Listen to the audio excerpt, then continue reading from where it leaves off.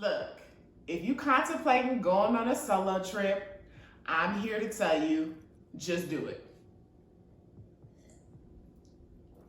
Hey beauties, thank you so much for tuning in to today's video. If you haven't watched part 1 and part 2 of my solo trip to El Salvador, make sure you check it out and then come back and watch this video. All right, y'all, so some of my subscribers asked for me to do a recap video. Pause. One person asked, and I'm gonna do it. Why not?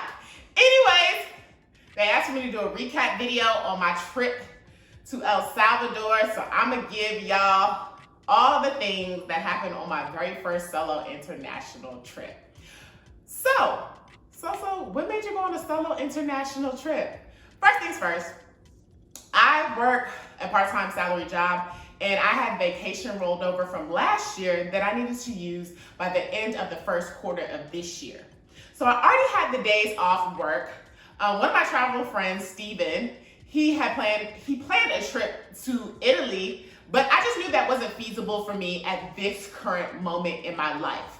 So I had the vacation time off, but I didn't know what I was gonna do. And one thing I knew that I didn't want to do is I didn't want to stay here, which I am in the metro Atlanta area. I just didn't want to stay home because I just didn't want to.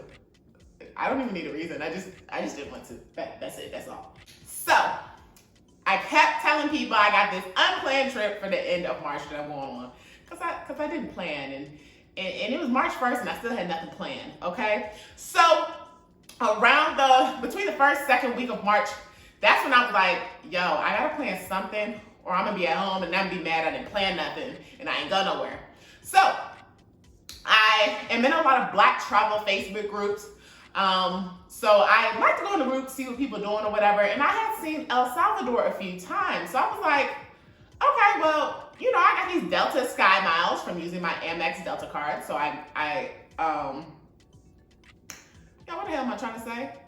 I'm drinking passion fruit and tequila, but that's not interrupting the flow of what I'm trying to say. I just want y'all to know what I was drinking. Anyways, so I accumulate SkyMiles the more I use my card. So I had SkyMiles and I was like, well, let me see where I can afford to go. And I was like, oh, let me look up El Salvador because I see a lot of people have gone there. They've had great experiences. I have seen Black women talk about traveling there solo. So, you know, that already gave me the boost. I said, oh, my sisters could do it. Yeah, I could do it too, or whatever. So anyways, I go on Delta, I look at the SkyMiles that I had. I'm just a little bit short of the SkyMiles needed to go from Atlanta to El Salvador. And I went during the week. So I went on a Monday and I came back on a Friday. Perfect, y'all. Perfect. Did I already tell y'all? I was a little bit short of the SkyMiles, so I bought some extra SkyMiles that I needed to get my ticket. And I just said, so you either gonna do it or you not. And I just did it. Because I said, once this ticket is booked, you making this thing happen, okay? All right, y'all, what I did add some travel insurance, and I usually don't do that, but I was like, just in case anything come up, okay? Because I know I act, so I was like, oh, that needed time for me to book something, right? But I didn't. So the trip went on. Anywho, okay, so once I booked my flight, I was like, okay, now I need to figure out where I'm gonna stay. So I'm going through these Facebook posts. I'm seeing where people are staying at. At first, I had a resort by the beach booked. Then I saw one person reviews and they was like ants. So I was just like, you know what? Let me just go to a hotel in the city. I'll be all right. So I stayed at the Sheraton San Salvador, which is in the city of San Salvador.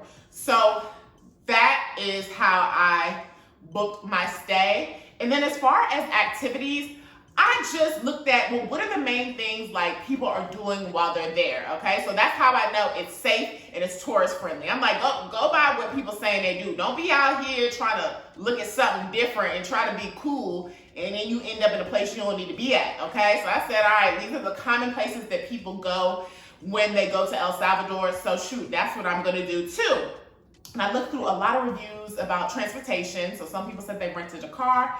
Some other people said they used Uber. And then there was another company that was referred, which was Taxi Express. So I went ahead and used a combination of Uber, Taxi Express, and then I booked one tour through Viator, which included transportation. And that was the Santa Ana Volcano Tour. Did that through Viator, and that included transportation, so I was fine. So as far as using Uber, I have the app on my phone. I used Uber for places that were not far away from where I was staying. The reason why I did that was because I knew I could get an Uber to those places. So like when I went from my hotel to the Picnic Steakhouse, I used Uber. When I went from the Picnic Steakhouse to El Tunco Beach, I used Uber as well. That was about maybe like a 40-45 minute ride. And then from El Tunco to back to my hotel, maybe that was a 35-40 minute ride, okay? So for those short trips, I was like, okay, I can use Uber because it's gonna be easily accessible. I'm going to places where, that are touristy, so there should be Ubers around. Fine, cool. I also used the Uber on the way back to the airport from my hotel.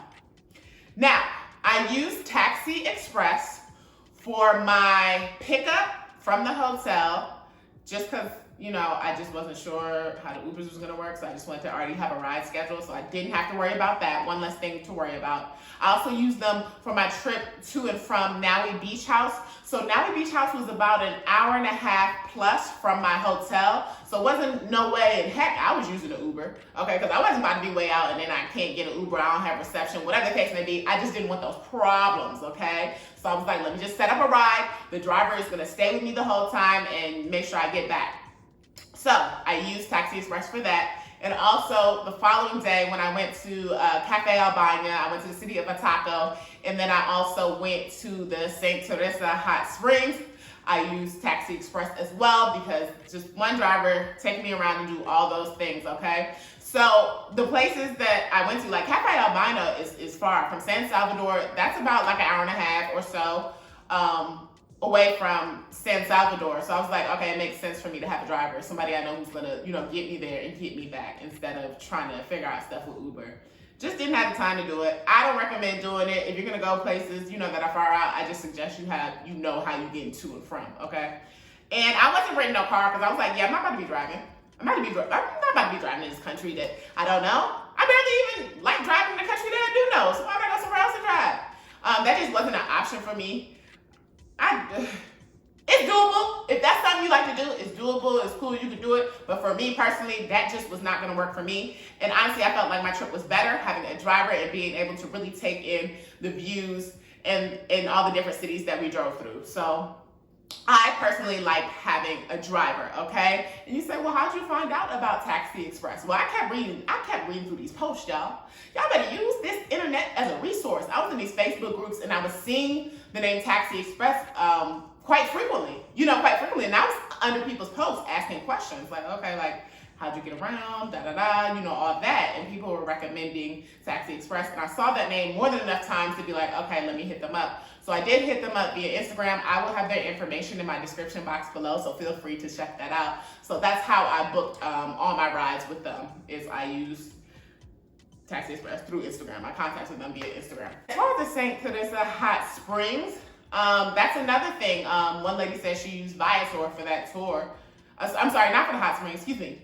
For the Santa Ana volcano, I saw one lady said she used Viator and that price worked for me. So I just went ahead and used Viator to do the tour for the volcano and the hike, all that. So that's what I did. And it ended up being private since I was the only one, I guess from my area where the hotel was, that was going on the tour. So yay for me. It's a win-win.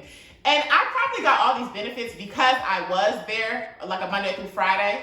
Like most people, are, there for the weekends and stuff like that. So, I had some, benefits there being there during the week. Less crowds and less crowds. Okay, and less wait time for things. Anywho, and all the activities I did there were fairly inexpensive. Like the day pass for Maui Beach House was like $20. Then you just need to, buy your food and drinks, if that's what you plan to indulge in. Then for Cafe Albania, I don't even know, it might have been like a $10 entrance fee, $1 to ride the angel swing, maybe like $10 for zip lining, and maybe like $5 for that bungee jumping swing thing I did. And then a taco was just, whatever souvenirs I wanted to buy. I might have spent like $25, $30 on souvenirs. Then, having lunch, $8, maybe $10, whatever it was. Nothing super expensive. And the hot springs, I think, was like $10, $15. Anyways, it was under $20, y'all. So nothing I was doing was crazy expensive while I was there. And then as far as the hike, you know, my entrance fee was already included in the tour price that I paid. So that was that there. And then the museum I went to, that was like $5. Like everything was like fairly priced. You know what I'm saying? Like the most expensive things was obviously when you solo, you gotta pay for the whole, you know, hotel by yourself and then transportation. But apart from that, everything else was fairly priced. And, you know, if you're looking for a fairly priced vacation, I do suggest El Salvador. Now, one thing that El Salvador may have been known for, or people maybe are a little weary of when they hear it, is they think of like the violence and the crime. Well, first of all, if you coming from the US of A, that's it and that's all. I felt really safe there. Now, one of the tour guides did tell me that they have somebody new in government and they really helped clean up like a lot of the gangs in the streets of El Salvador. So personally, I felt safe. I didn't see one thing where I felt alarmed. That's for me. And another thing for me is I did not go out at night. Solo trip, I ain't playing those games. I'm not going out at night by myself. Y'all ain't finna get me. I ain't finna get got. So that's helped me feel safe too. I was like, look, I'm staying out during the daytime where I can see what's going on around me, okay? I ain't playing these games at night. It's dark, can't see. I don't want no problems. Also, there was police presence there. I mean, of course, I didn't record all the police presence, but I didn't really need to do that. But there were different parts, you know, that I went to, like, where I saw, you know, like, police with guns and all that. So, it felt safe. I ain't see nobody committing a crime. I ain't had nobody asking me for money. I ain't see no arguments go down. Like, I didn't see nothing, like, that made me feel unsafe. So that's just my experience, y'all. I went at the end of March of 2023, just letting you know the time that I went, because I don't know if things could change. But from what I experienced, I did not feel unsafe. My hotel, because it was like a branded hotel, it was all, you know, like in one building versus like resort style where, you know, it could be in like separate little kind of like apartment type deal. Y'all know what I'm trying to say. Anyways, since it was like a Sheraton hotel, like I didn't feel unsafe in the hotel either. I mean, at night, like, of course, like I locked my room door and all that. And then I also just opened like one of the closet doors that was near the front door. So in case anybody did try to run up in that thing, I'm at least here because the other door is going to be affected by you coming through the front door. Anyway, ain't nobody pulling up on me. Wasn't nobody worried about me there, okay? And then I ain't flashy or nothing either. So, you know, I just look like I'm on vacation. But whatever that looks like, I don't look different for everybody, but there was nothing extravagant about me. So, to make people think I got a lot of money, okay? It's a whole lot of money in it. Hey. Let's talk about traveling solo, y'all. Now, this is my first experience doing an international trip solo. So I'm gonna talk about some of the things that occurred since I was by myself, right? So first things first, starting off with the flight, right?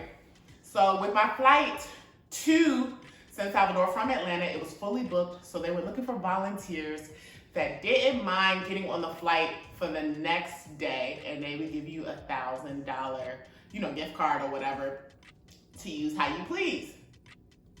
I said, well, I ain't really committed. Sign me up. First they said 500, and I was like, no. But once they said 1,000, I said, sign me up. I will wait, okay? I will wait. So I was one of the last people to board. You know, unfortunately, everybody didn't show up, so I had to go ahead and get on the plane. So I was like, okay. But that I would not have been able to do if I wasn't solo. Because if I was meeting somebody there, I would have not had the chance to volunteer and get the $1,000, even though I didn't. Anyways, that's one thing that happens when you're on a solo vacation. Then next, I guess getting off the plane, getting there, finding my driver. I mean, I felt fine though. I felt fine. I guess it's just that initial like being in the country, I mean, like in a car with a driver and you don't know them, they don't know you, it ain't no, you know, Uber app tracking us or nothing like that. I mean, maybe might slightly feel some way because you're by yourself, but it was okay. It was fine. Like, they were so nice. They were so friendly. I guess the biggest disadvantage is, like I talked about before, you just have to pay for everything on your own. Like, you're not splitting nothing, but that's fine. You can really plan your itinerary however you want to plan it. You can eat where you want to eat. You can go where you want to go. You don't have to do anything if you don't want to do anything, because it's really just you, and you can just sit and like be in your thoughts and really just learn yourself and learn the things that you like and that you don't like, you know, being by yourself, like in another country, and also just seeing how you navigate on your own, you know. So I think it's really a learning experience, traveling by yourself. And I also feel like people are more inclined to talk to you when you're by yourself, okay? Like, so when I was at Naui Beach House, this one lady that was there, she's actually from Atlanta too. She was there with her friend. She came over, she just started talking to me. Me and her had a conversation for about 15 minutes, and we learned like some of our similarities. And I just feel like that wouldn't have happened if I was with like a group of other people. So, and then me talking to the guy on the beach for a good minute. I was talking to him for a good minute. I feel like that just wouldn't have happened if I was with people. So also connecting with new people is an advantage when you're by yourself. I just think it's easier for people to approach you and talk to you when they see you by yourself. I mean, you can be real sporadic by yourself. You can be real sporadic. You can be real sporadic. You know, I want to go to Dollar Tree one morning, Dollar City. You know, like, oh, I'm gonna go just eat at this random place I just found. Like, nothing had to be like so structured. Kind of, I feel like with group trips, it's more like, all right, like, what we about to do? Where we about to go eat? Do y'all like this menu? You know what I'm saying? I didn't have to worry about all that because it was just like, all right, I see something I can do on this menu. All right, I'm gonna walk and go. So that was definitely cool. So for me personally, I recommend that y'all do a solo trip by yourself just to really sit down, learn yourself, and really be able to explore a different country by yourself and do the things that you like to do without having to think about nobody else. Now, if you're gonna be scary, then just don't go. Now, just don't go. Just don't go. Just don't do it. But for me personally, I don't mind doing things by myself. So going to another country by myself, I had a great time. I had a great time. So if you are somebody who maybe you are scared of doing an international trip by yourself, I would suggest doing some local stuff. Doing some local stuff by yourself first. Like, you know, maybe like going to a painting class, going to a museum, going to an adventure park, going, like, you know, stuff that you like to do. Go do that by yourself locally and see how you feel with that. And then maybe just go outside of your city, and then maybe go outside of your state and just go to another state, and kind of you can build and grow from there. So that's just my suggestion for you. If you're interested in solo traveling but you are scared, you can do things like that just to kind of get your feet wet. And then when you do go on an international trip, you don't have to go that far. I would say go somewhere that's maybe like a 2 or 3 hour flight from where you live. Go to another country that's like a 2 or 3 hour flight from where you live. So that was a good thing about El Salvador. The flight was not that long from Atlanta. I don't even remember. It might have been 2.5 hours. It was less than 3 hours, I think. So that was cool. So I was like, okay, I'm not too far for my first solo international trip. So y'all, I highly suggest it. Just get your bread up. Get your bread up. Keep your spirits high. Keep your eyes on alert, and you will be all right. We gonna be all right. Be all right. And for a woman traveling solo, personally, I don't suggest going out at night. And also just, you know, just watch who pouring your drinks as well. Just stay alert, stay vigilant, and I think you'll be fine. But don't listen to me though. Don't listen to me. Don't listen to me. Listen to yourself though. I can say whatever I want to say, but listen to yourself, okay? Listen to yourself, to your inside voice. I want to shout out El Salvador for treating me very, very nice, kind, beautiful country. Thank you so much for having me. Thank you so much for hosting me. I appreciate y'all. Thank you, El Salvador. And hey, y'all, if you have any questions, please drop them in the comment box below. I will be sure to answer them to the best of my ability. And I hope to see y'all in the next video. Thanks so much for tuning in. Peace.